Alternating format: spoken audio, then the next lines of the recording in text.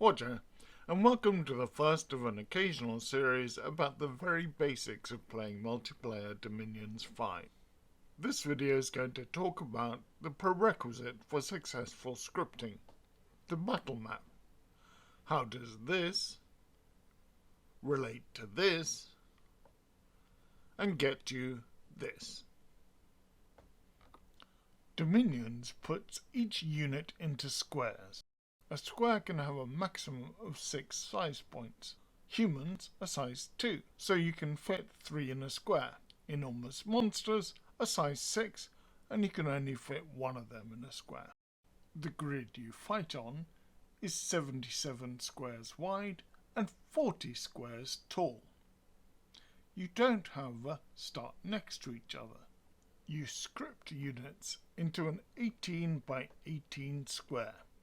That's 18 unit squares by 18 unit squares. Between the two armies are 25 squares. Around the two armies are 10 squares beneath, 10 squares behind, and 12 squares on top. How does the battle grid relate to the army position screen when you're scripting? On this screen you have the same 18 by 18 grid of squares. Each commander spot is a square. When you place a squad like this one in line formation, you place it on one of those squares in the 18 by 18 grid.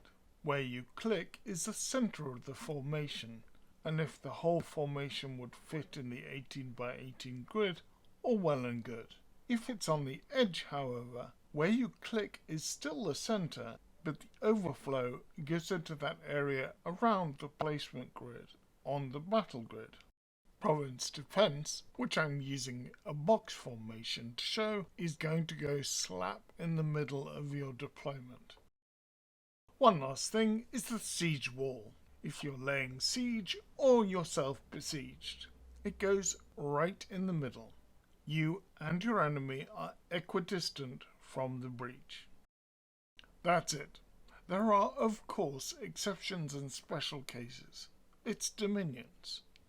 But those are the basics. Cheerio!